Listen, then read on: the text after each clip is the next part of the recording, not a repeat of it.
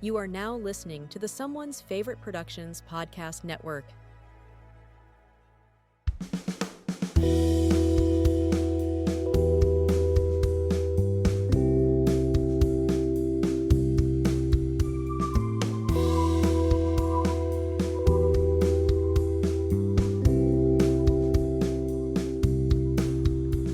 Welcome to the Radiance Films podcast, a show dedicated to all things Radiance Films. I'm your host, Adam Lundy, and I am back here today to talk about today's announcements for the June slate of Radiance releases, and I'm also going to talk about my thoughts on the films that came out at the end of February. But before we jump into all that, this is coming out only a few days after the most recent episode, which was a Vault episode, or a return to the Vault series.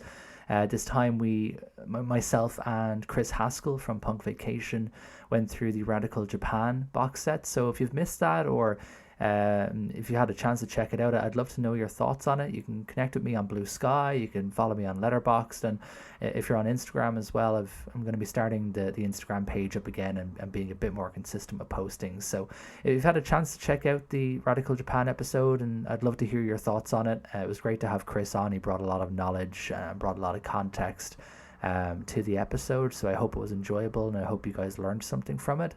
If you haven't had a chance to listen to it, I'd love if you did. It just came out a few days ago. But for now, let's go into today's announcements. So I say today because I'm literally recording this on the evening of Wednesday, the 11th of March. So roughly 10 hours ago, Radiance announced their slate for June. It's all Radiance titles this month. There's no partner labels, sub-labels, so no transmission stuff to talk about or anything like that. Just good old-fashioned Radiance announcement slate of just 4 single discs. Seems like it's been a little bit of a while since we've had a pretty straightforward slate with just some Radiance titles. I say that there is also a new volume of Dirty Art House there. Recurring magazine in there as well. So let's just go through the announcements one by one. I'm going to tackle these in a way that makes the most sense because we have 2 releases by the same filmmaker and then 2 from the same country. So rather than going through the order that's on the website strictly, I'm just going to go through these the most logical way possible. So the first film we're going to talk about is called Solo. So to read you the blurb from the Radiance website, a womanizing violinist and jewel thief who's played by Jean-Pierre Mocky must abandon his carefree lifestyle when he learns that his younger brother is part of the leftist revolutionary group responsible for the brutal murders of powerful men. Determined to save the life of his idealistic sibling, the cynical drifter becomes embroiled in a struggle that is not his to fight. A decade after appearing in tête, contre, murs, which we'll talk about shortly, Jean-Pierre Mocky returned to acting with his profoundly satirical crime drama. Unflinching and heavily influenced by American cinema, Solo captures the visceral feeling of disillusionment of post-1968 French society brimming with rage at the sinister powers that be. So this film is by and starring Jean-Pierre Mocky, who's no stranger to Radiance. Obviously, there was the box set, the Agitator box set that came out quite a while ago. That was quite good. So it's back again, obviously directed by him, starring him as well. This is a 4K restoration by Eclair Classics, supervised by Mocky Delicious Products. It also features an archival interview with screenwriter and star Jean-Pierre Mocky, an interview with actor Anne Deluce, an interview with Mocky's assistant and friend Eric Leroy, alongside a trailer and a limited edition booklet featuring archival interviews with Mocky. So the film itself sounds super interesting. You know, French action, especially stuff that's especially influenced by American cinema, is often quite good. I think about stuff like, the films of Melville. I can't say whether this is going to be exactly like a Melville film per se, but it sounds super promising. I enjoyed the Mocky box set that came out a while ago, so I'm interested to see this film, because the ones in that box set are all very kind of strange and whimsical and all somewhat surreal to varying degrees. So I'd be interested to kind of see his take on more of an action film with a kind of satirical undertone to it. The special features are not super extensive. I guess it's probably hard to find new special features about films that are obscure, and Maki's already a relatively obscure filmmaker himself. So not super blown away by the special features, but the film itself sounds really interesting, so I am looking forward to that. And then what was just mentioned a moment ago, the other film from France that's coming out is called, my French is terrible, so I probably is mispronouncing this, but I would say it as Le Tête, contre, murs, which the English title for this is Head Against the Wall. So this is by a really great film director from France called Georges Franju.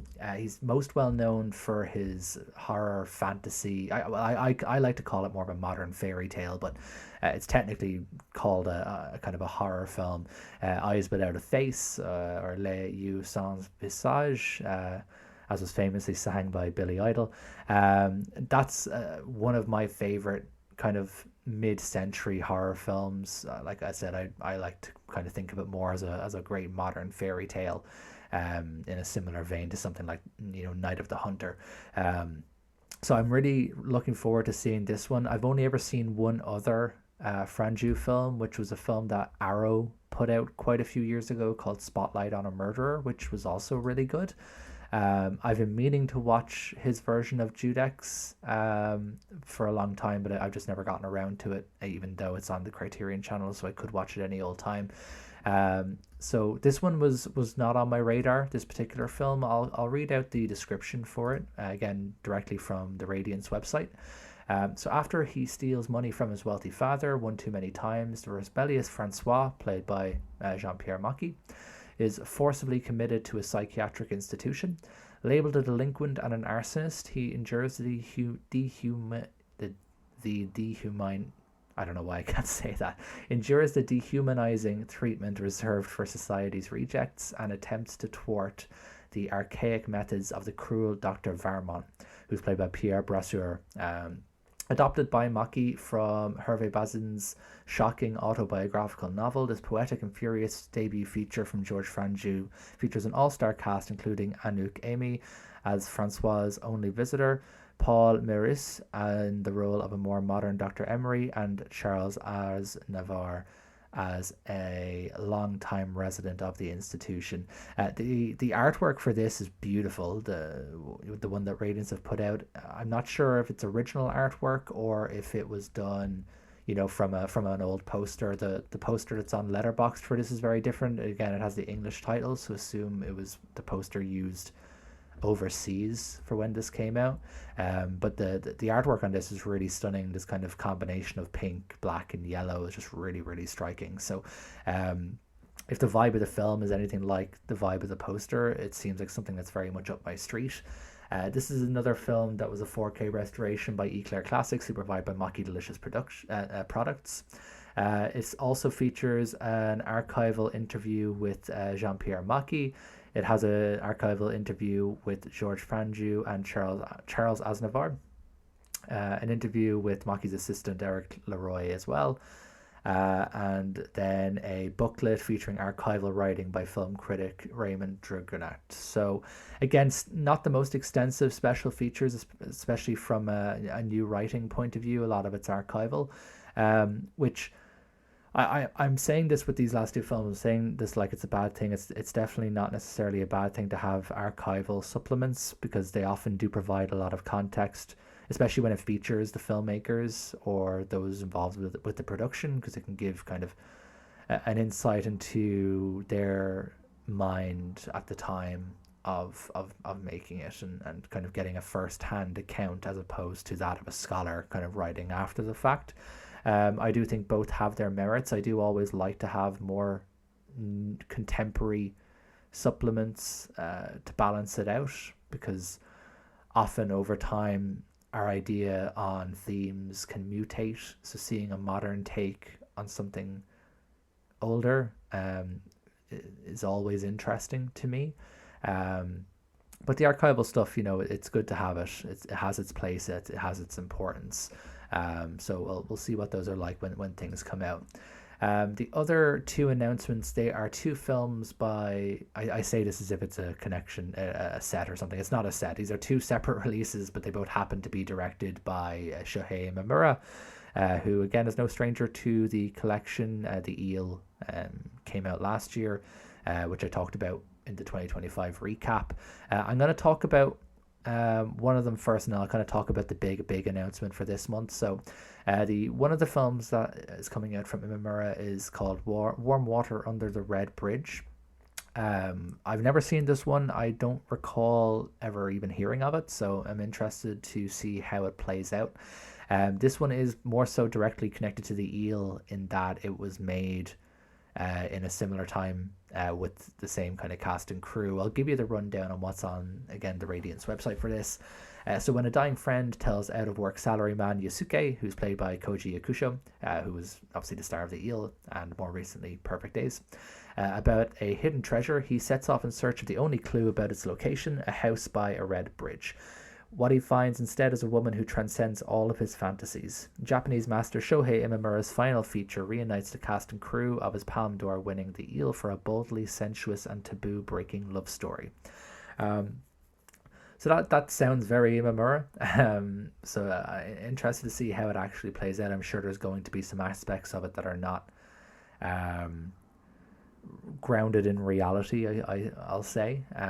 So quite interested to see how things play out in that film, especially how it looks, because the artwork on this is really bold and beautiful. This kind of blue and red combination is really eye-catching. So I hope the film is as nice looking as the artwork would imply that it is. The special features on this are a bit more extensive in terms of modern context with the archival. So we have an introduction to the film by Takashi Miike of all people, which is fantastic. Which was it doesn't say it's a newly filmed or exclusive introduction, but it does say it was done in 2026. So I'm going to assume that it was done for this release. Same with the interview with co-writer Daisuke Tengan. Again, the website doesn't specify if they are exclusive interviews. I'm just checking. So on the actual OBI slip, it does say new interview and newly filmed introduction. So it doesn't say exclusive, so whether Radiance produces this or not, we'll have to kind of wait and see when the release comes out and we can see the credits for it. But it does say they're 2026, so I'm just going to go out on a limb and say that they are. There's a making of documentary, the year of which is not given, so potentially could be archival. There is an archival discussion between Shohei Imamura and Takashi Miike from 2002, which is obviously archival, but interesting nonetheless. And there's a teaser trailer that was directed by Takashi Miike with a newly filmed intro. We are also getting a limited edition booklet featuring new writing by Bastien Mirason. So this is kind of more my street, where we have a mix of archival and new supplements. Obviously with the added bonus that some of the newer supplements involve Takashi Miike, obviously a world-renowned filmmaker in his own right, one of the more important contemporary Japanese filmmakers, and someone very much influenced by the work of Imamura and other new wave filmmakers that came out around the same era. So interested to see those special features. That's a really interesting addition to this release that I'm sure a lot of people will be kind of looking to dive into, because I know Miike has his super fans out there.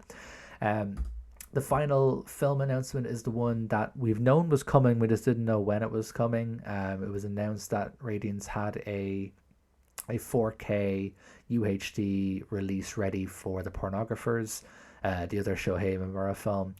It's going to be shown in theaters later this year, if I remember correctly from seeing on a post that Radiance did about this. So it is going to get a theatrical run as well. But it's obviously the 4K disc is coming out now in June. So again, I'll read you the blurb for those unfamiliar with this film. So a former Buddhist monk turned erotic filmmaker Sabayan lives with hairdresser Haru and her 2 teenage children. Shooting 2 skin flicks per day, he somehow manages to stay out of the clutches of the Yakuza. But real trouble starts when Haru discovers him lusting after her daughter. Shohei Imamura's landmark satire of post-war affluence was adapted from the internationally renowned novel by Akiyuki Nosaka and brings to vivid life the seedy side of 1960s Japan.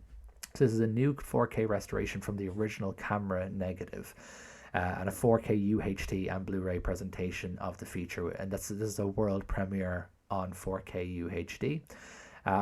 It features a new interview with actor Masami Kondo, a new interview with Inuhiko Yamata on Akiyuki Nasaka.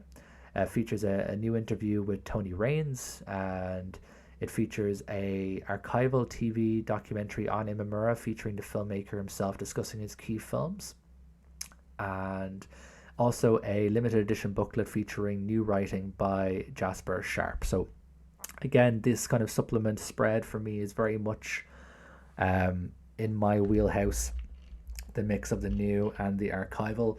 I'm always happy to hear what Tony Raines has to say about cinema in general, but obviously specifically Japanese cinema, and specifically, again, kind of Japanese new wave cinema. So I haven't seen this one. I haven't seen a ton of Imamura. I haven't seen this one. Obviously, I'm familiar with it just from reading about cinema, I guess. So I'm looking forward to it. It sounds really interesting. It sounds really transgressive.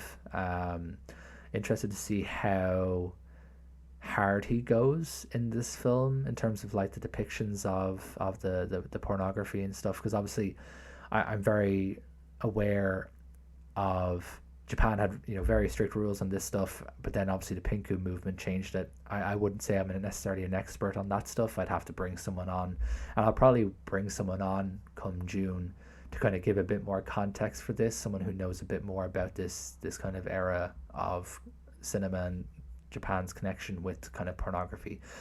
So I'll probably try and bring someone on at some point when this comes out to talk about this in a bit more detail and to educate me and you. But yeah, this is the big release of this month. Like I said, Radiance themselves announced it a little while ago, so we knew it was coming. Not a big surprise that it's here, and one that I'm sure will be a pretty big seller for them. When the year is up, I wouldn't be surprised if this is not one of their top sellers. As mentioned, the only other release coming out in June, there's no other discs coming out, but there is a new volume of Dirty Art House, which is their ongoing zine that kind of discusses the seedier side of cinema. And for those who've never read one of these, they're very scholarly, and they're doing it. I say the seedier side of cinema. It's just more of the taboo breaking side of cinema, I guess, probably a better way to put it, without it making sound like I'm talking down to it, because I'm certainly not. These magazines are fantastic. I always order them, even though I rarely watch any of the films afterwards. I still always feel like I learned something new about cinema from reading them. So this edition features writing on Todd Solondz, Harmony Korine, Gaspar Noé, never know how to pronounce that one, Carlos Sora, Yorgos Lanthimos, and Bernardo Bertolucci. So that's coming out. That's once again edited by Kat Ellinger, who's been the editor on these the entire time. And that's also coming out in June as well. For the sake of £3 or whatever it is, it's always worth adding to your basket. I always just throw them in personally. Even if I don't read them straight away, I like having the option to jump into them at any time. So I'd recommend picking it up. It's a couple of quid, and you get to support some writers talking about very niche parts of cinema that I'm sure they don't get asked to write about all the time. So that's that for the new releases, or not the new announcements, I should say. So let's talk a bit about what came out in the end of February. So at the end of February, we had 3 mainline Radiance releases, and we had the second transmission release. I'm going to get the transmission one out of the way just so I can kind of focus on the Radiance stuff. So the transmission release that came out was a really fun film. So this was called The Stunt Man, and I'll read you the blurb of what's on the Radiance website here. So Cameron is a man who finds himself unmoored from American life. Recently returned from Vietnam, he is now a drifter on the run from the law. While evading police, he stumbles upon the filming of a World War I movie helmed by the megalomaniacal Eli Cross, played by Peter O'Toole. When Cameron discovers that he bears a striking resemblance to the lead actor, he hatches a plan to hide from his potential captors by disguising himself as a stunt double and agreeing to perform a series of increasingly dangerous stunts. But nothing is what it first seems on an Eli Cross set, and as illusion and make-believe start to bleed into one another, Cameron finds himself locked in a battle of wits with a possibly insane genius and in danger of becoming unmoored, not just from society, but from reality itself.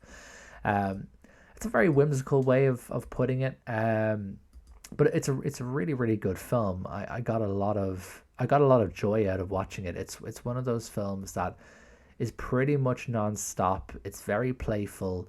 It's very deceptive on how it manages your expectations, and how it jumps between what is the film and what is the film within a film. So what I mean by that is there'll be scenes where it's basically capturing the scene. So the camera that we're looking through is the camera that this hypothetical audience will eventually look through, if that makes sense. So we're seeing the film, but then that fourth wall will then break and we'll no longer be watching the film. We'll then cut to a different angle where we're watching them making the film.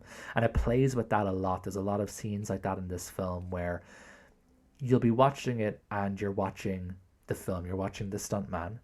And then next thing, you're becoming involved in and engrossed in the film within a film, this World War One feature. And it's really well done with the editing. It happens so quickly that you don't even realize the switch has happened, and you almost have to kind of think, okay, actually no, we're not in the movie anymore, we're in the movie within a movie, and vice versa. It does these switches back and forth both ways. So it's a very, very impressively well made film as well, very well edited.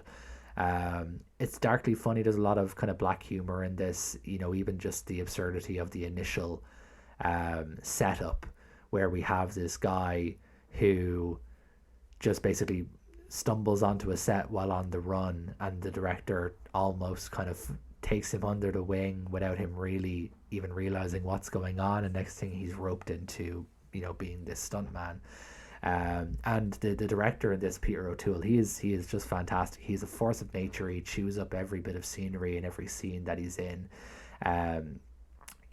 His performance is worth the price of admission alone. Honestly, he's fantastic. The film, the one bit of criticism I'd have for the film, it is quite long for what it is. It's 130 minutes ish, so it's just over 2 hours. And towards the back half of the film, where it kind of becomes a bit more of like a love triangle, I did start to feel it a little bit. But then there's an amazing final sequence that does make up for a little bit of that. But I feel like it could have been cut up a little bit to make it flow a bit nicer, kind of keep it under the 2 hours, keep it more action oriented. And I think I probably would have loved it as opposed to just really liked it, because I did definitely feel it in the second half. It does have some lulls in the second half, but it's a great film, and it's a fantastic release. It's very similar to their first one. If you picked up their first release, Night of the Juggler, it's in a similar kind of thick case that kind of slips out like a VHS almost. I'll go through the kind of supplements and stuff. I haven't had a chance to go through all of these supplements, so I can't really speak too much on them critically, but I'll just go through them just so you know what they are if you were interested in picking this up while it's still available. So it's from a brand new 4K restoration from the original camera negative by Radiance Films, presented in Dolby Vision. You can tell this is a stunning transfer. It's immaculate, and some of the cinematography in this film is really beautiful, so it really benefits from this transfer. It's honestly a stunning looking film, and like I said, the cut, the print they have is just immaculate. There is a feature-length documentary directed by Richard Rush called The Sinister Saga of Making the Stunt Man, which is in itself just over 2 hours long. It's from 2001. It's listed as the legendary feature-length making of, so obviously there's quite a lot of buzz around this particular documentary. Again, I haven't watched it, but it's good to have that on there if you're interested in a bit more about this film being made. There's new audio commentary with critics Christina Newland, who's done a few bits and pieces for Radiance in the past, and Monica Castillo. There's archival cast and crew commentary with writer and director Richard Rush and actors Peter O'Toole, Steve Railsback, Barbara Hershey, Alex Rocco, Sharon Farrell, and Chuck Bale.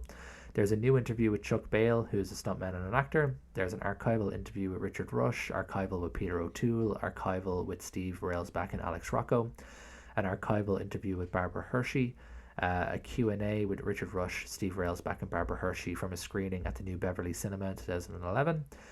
Deleted scenes, a trailer, and a 40-page perfect bound book featuring new writing from Adam Naiman and Brandon Stroisnig, and an archival interview between Kenneth Turan and Richard Rush. A shit ton. Very much packed to the brim with supplements. So you will get your money's worth for this film. If you're anyway interested in film within film, action, satires, if that's your bag, then you will certainly get value for your money with this release, both in terms of the presentation of the film itself, but also just the sheer volume of special features that come with it. So on to the mainline releases. So I'm going to tackle these in the order in which they're listed on the website, as opposed to the actual spine order, because they're presented in a way that I actually want to talk about them, so that worked out well. So we're going to jump into Libido, which is it's marketed as a proto-giallo. It's by Ernesto Gastaldi and Vittorio Salerno. To give you the bits and bobs from the Radiance website, so a young man returns to the seaside mansion where as a child he witnessed his father kill a woman.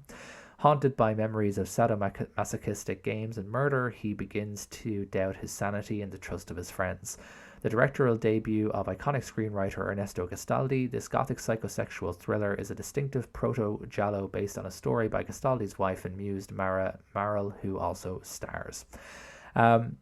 First off, I kind of want to address everyone calling this a proto-giallo. I'm no expert, I would never pretend to be, but I didn't really get that much giallo vibes from this. For me, this kind of more plays out as a gothic horror, almost like a modern Edgar Allan Poe adaptation. That's just me, that's just the vibe of this. Like, the reason I say that is that when I think of giallo, and again, I could be approaching this wrong, but when I think of giallo, first of all, I think of color, which this film is in black and white, and then, but more importantly, I think of murder mysteries, and this film certainly has mystery and a bit of murder, but not to the level of, say, something like Deep Red or Blood and Black Lace, these kind of iconic giallos.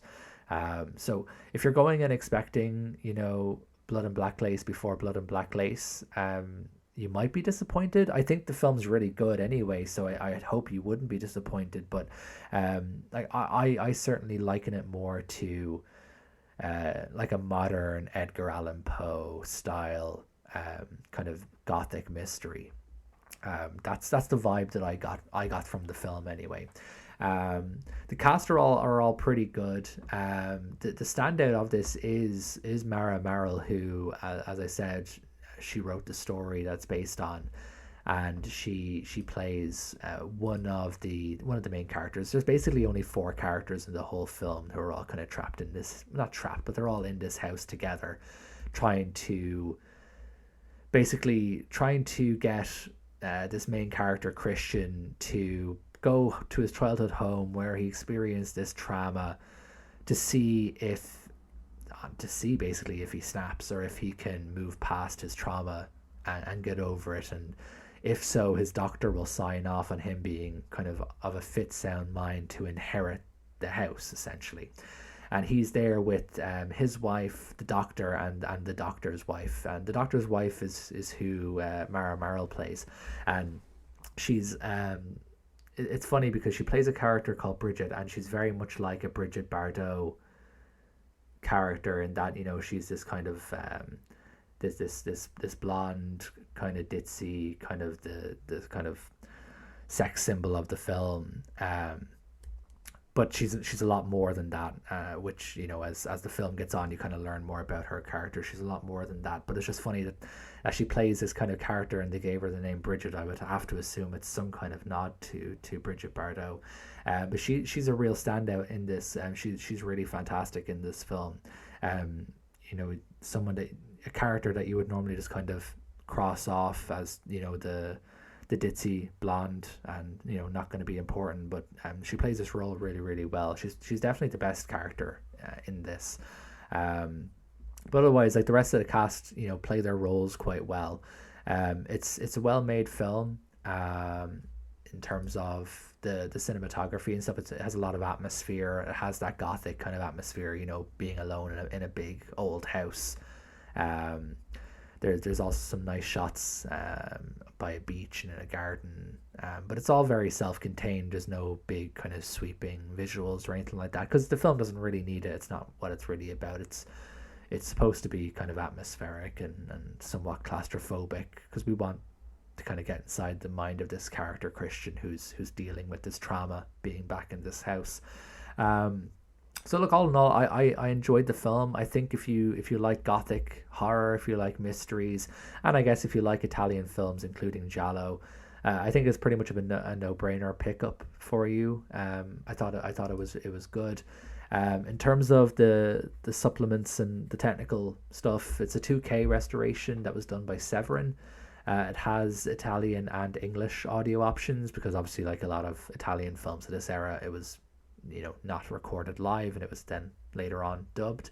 So you do get both options for the original Italian and audio, or English audio. But don't let anyone talk you down if you watch the English version, because it's dubbed regardless, whether it's Italian or English. You're watching a dub either way, so there's no shame in watching the English version.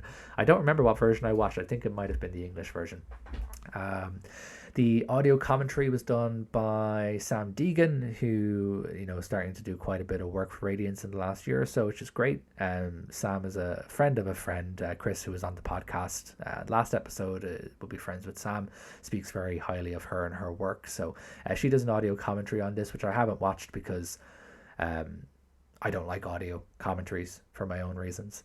There's an interview with Ernesto Gastaldi that was newly filmed. It's nearly an hour long, so, you know, that's great to have that both kind of new context but with an archival figure, if that makes sense. And there's also a new interview with Italian cinema expert Richard Dyer. There is a booklet with this as well that has interviews with Dominique Bosquero and script supervisor Patrizia Zolini.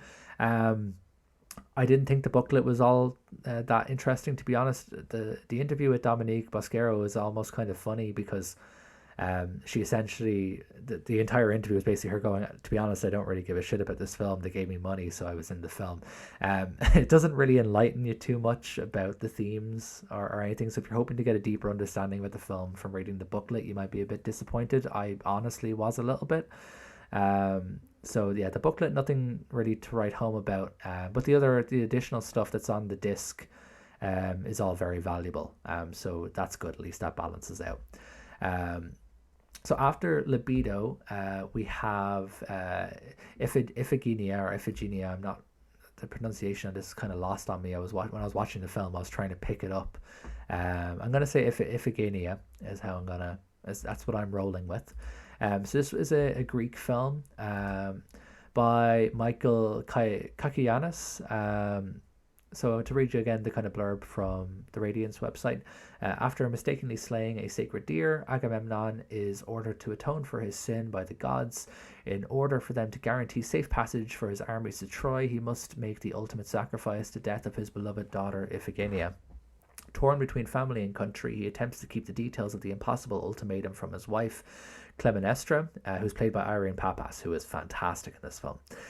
Choosing to deceive her while he wrestles with the implications of his decision, while those around him wait tensely for his answer. A masterpiece of epic Greek storytelling, Iphigenia is the third film from Michael Kakianis to be adapted from an Euripidean tragedy, one of the director's most acclaimed and successful films, nominated for a Palme d'Or and the Academy Award for Best Foreign Language Film. So I actually only watched this one the other day. I was catching up on a few other things in the lead up to the Oshma set, so I only actually watched this. This is pretty fresh in my mind. I went in. I went into this film with only a very surface level knowledge of kind of Greek classics. I know in the UK, classics can be taken up as a subject. It's not really a thing in Ireland, so I never learned about this stuff growing up.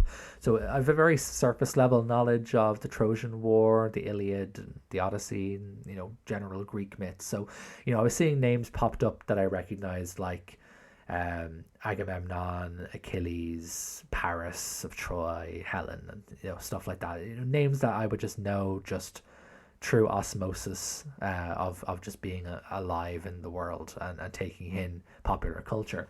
But the good thing is that surface level knowledge is all you really need to get by in this. The film gives you what you need. It's not very confusing. It's not particularly dense or anything like that, which I was really worried about, to be frank. When I went into this, I thought it was going to be quite a dense film.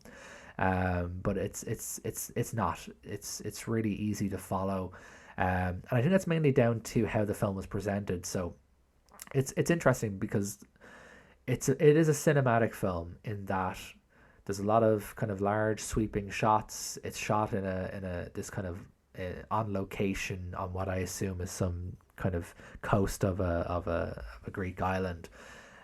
With these amazing big sets, this amazing kind of costume work, production design.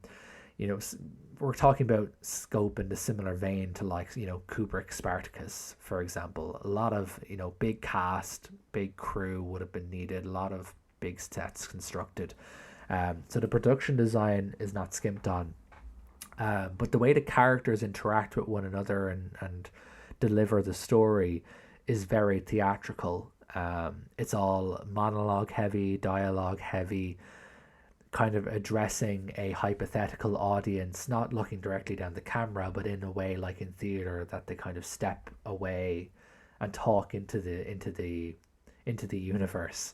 So there's a lot of that in this film, which I think is to its own benefit, and it makes it easy to follow because you're not being bombarded with imagery. You can really just follow what the characters are saying when they're, especially when they're going on these kind of long monologues, which are very, very kind of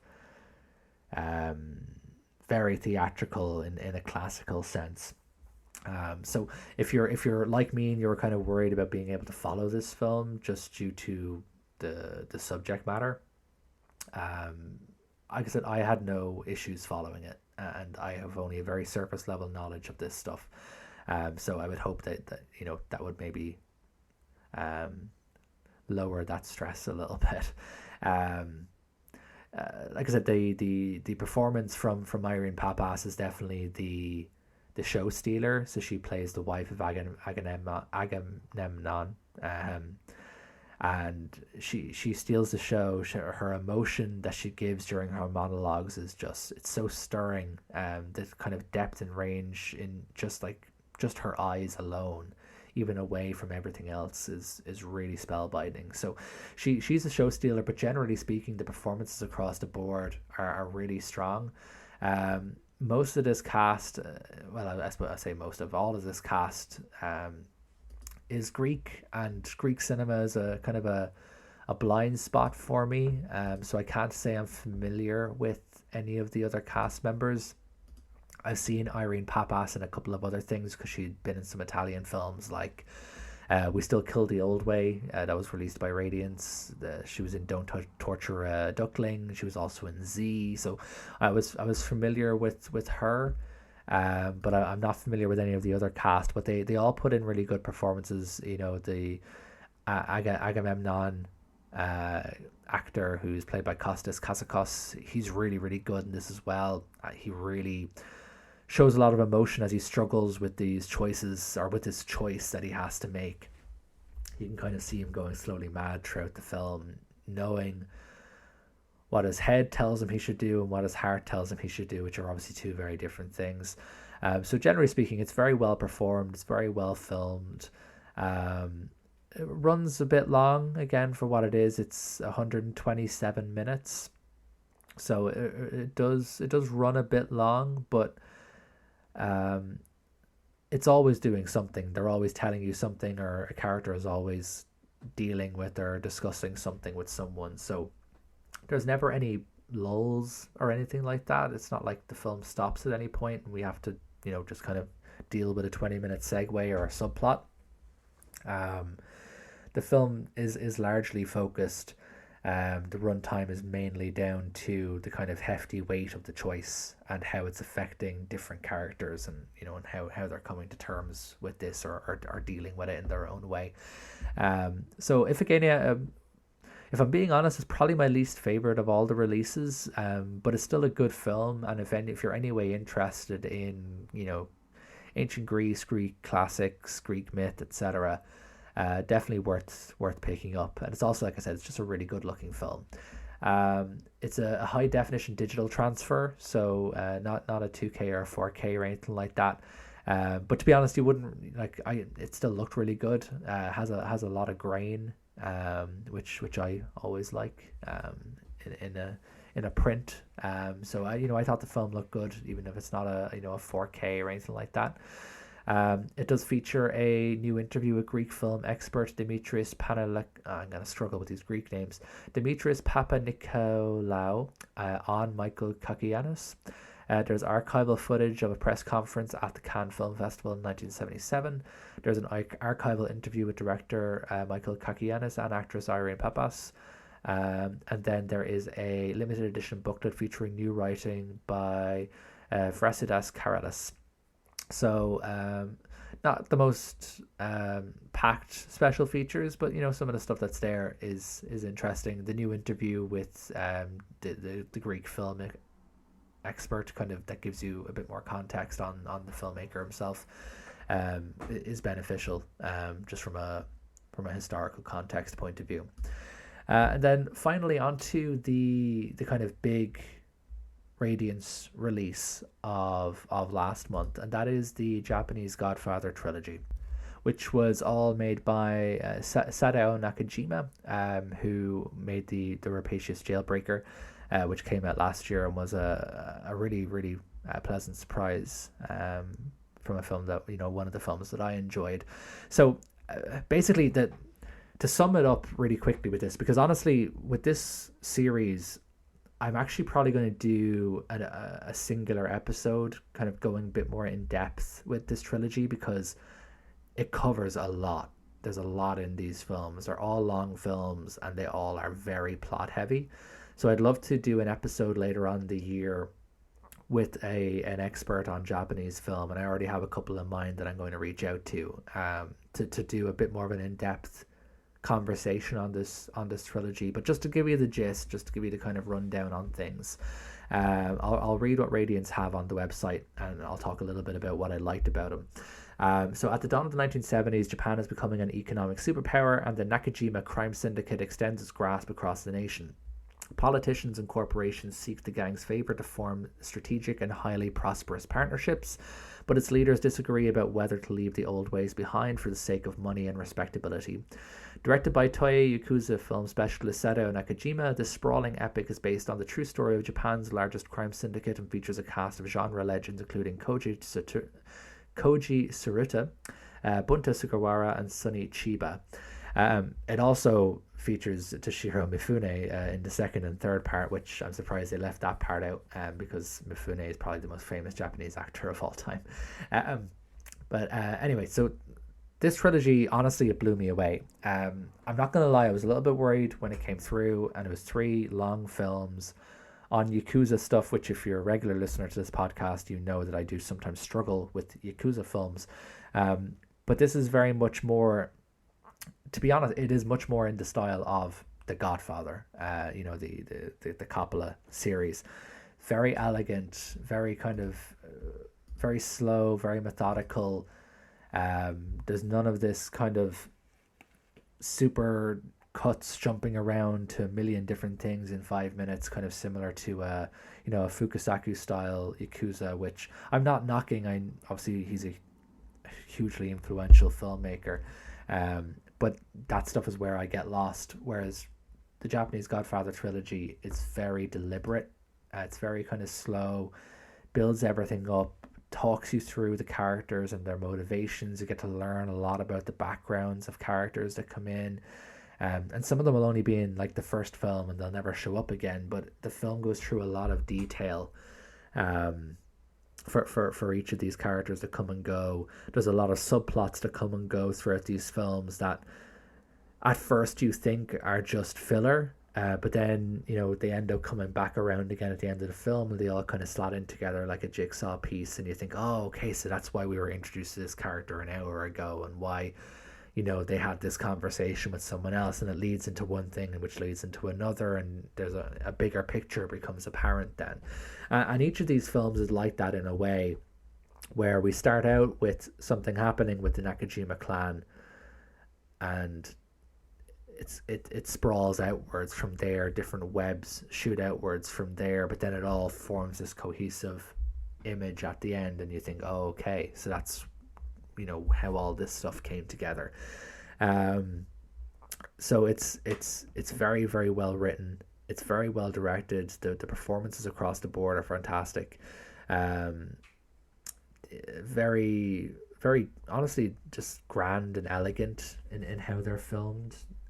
There is kind of splatters of kind of sex and violence throughout, more so in the first one. They become less frequent in the latter two, but they're all really, really well done, especially some of the kind of shootouts and stuff. They're so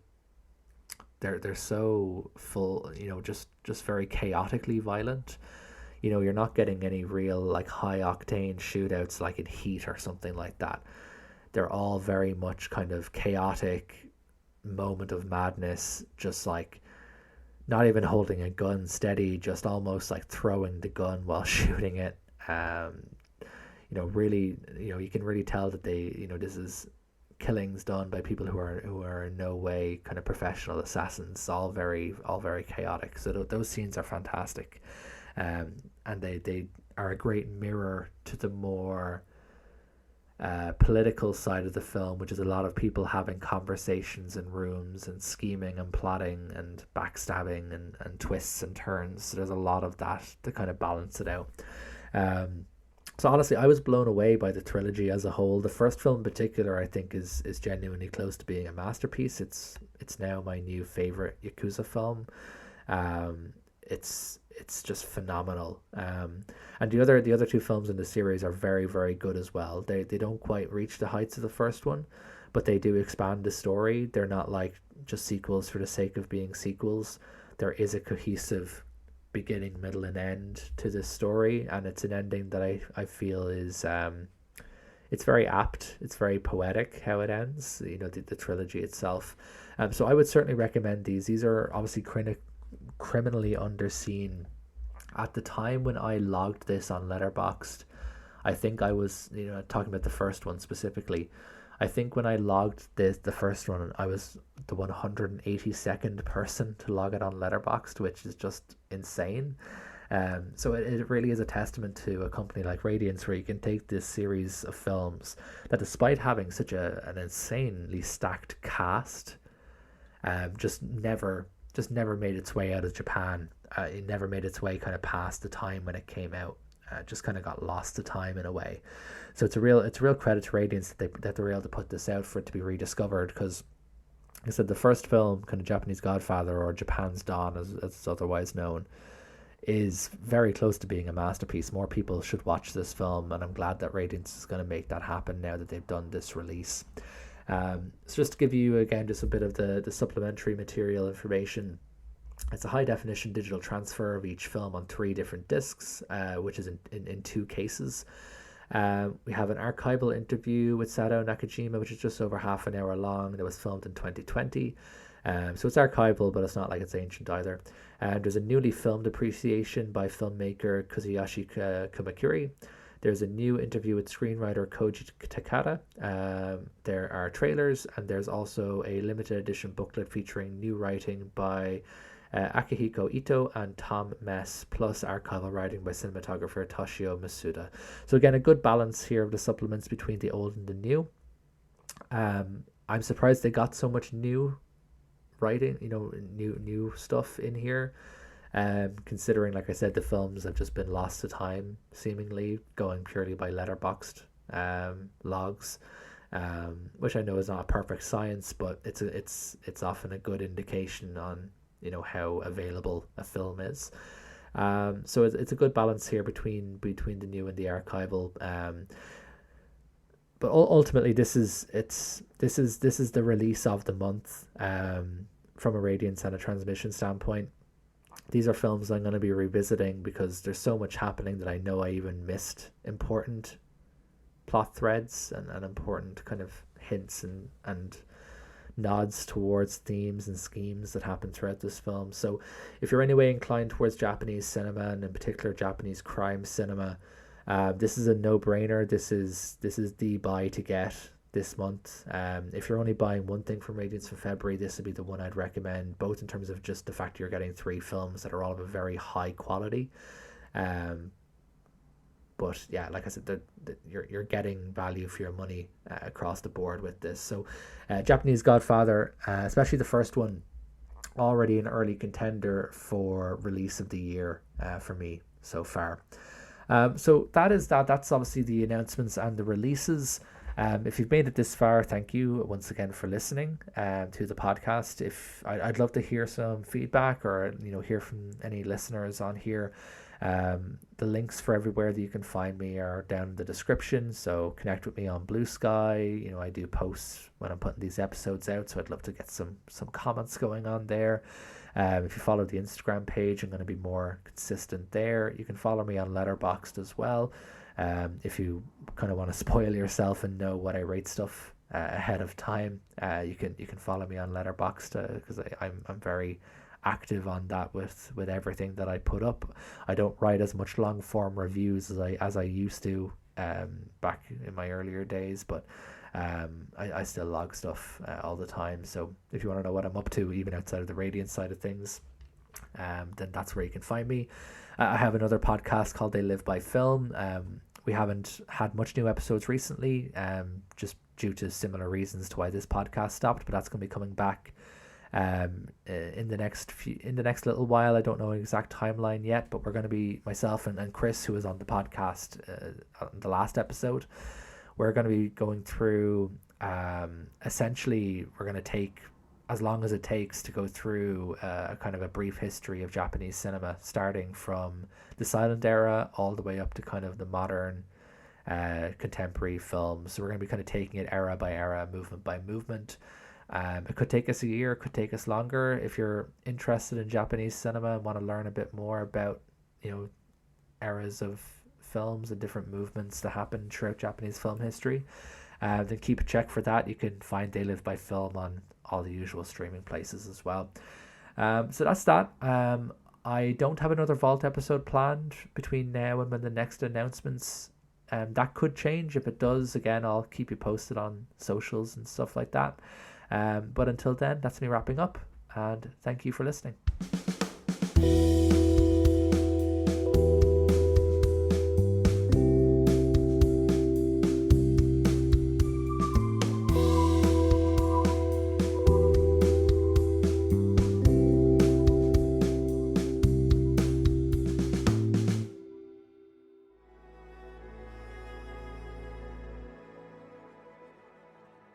Thank you for listening.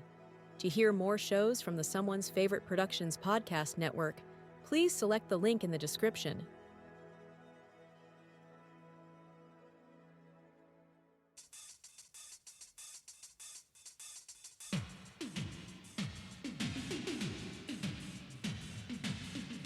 Greetings, welcome to Two in the Pinku podcast. Experience a deep dive into softcore Japanese sexploitation cinema from the 60s up into the present, with an emphasis on sleaze and seduction.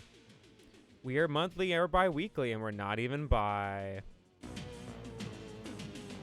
Will pink film save our marriage? Find out on Two in the Pinku podcast.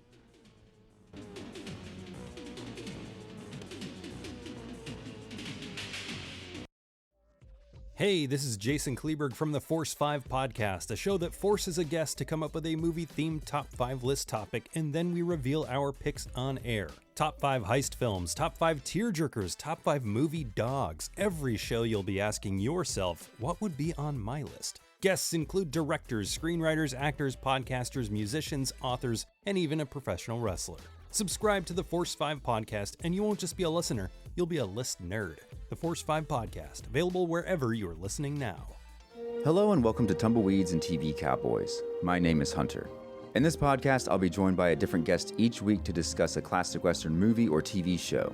I've been a fan of classic Westerns for as long as I can remember, and in recent years, they've become very nostalgic for me.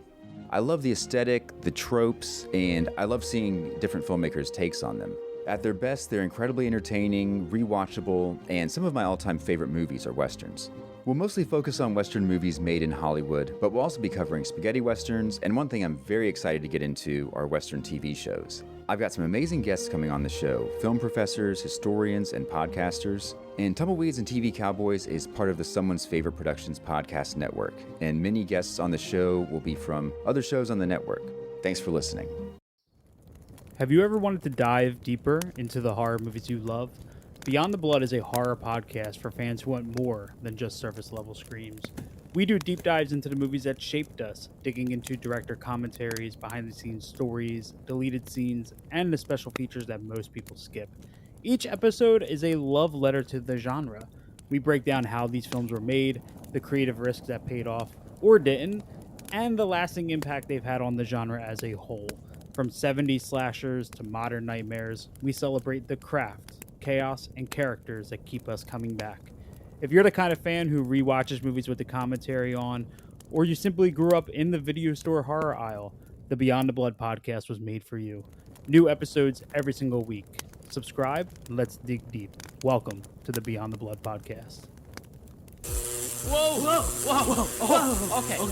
Okay. I'm ready. Welcome to Split Your Head, a bi-weekly podcast hosted by me, Bob, that covers the gamut of all things horror, exploitation, cult, underground, experimental, transgressive, bizarre, and indie. I've been fortunate enough to connect with some of the most groundbreaking and upcoming filmmakers, writers, and artists. Don't expect a typical interview. I love shooting the shit with my guests and stumbling on surprising topics that'll literally split our heads. From splatter comedies to nihilistic sleaze, uncomfortable art house to genre classics. If it gets my brain buzzing and cracking wide open like a watermelon full of blood, then I would like to share it with your ears. Now a part of the Someone's Favorite Productions podcast network. Hi, Mom.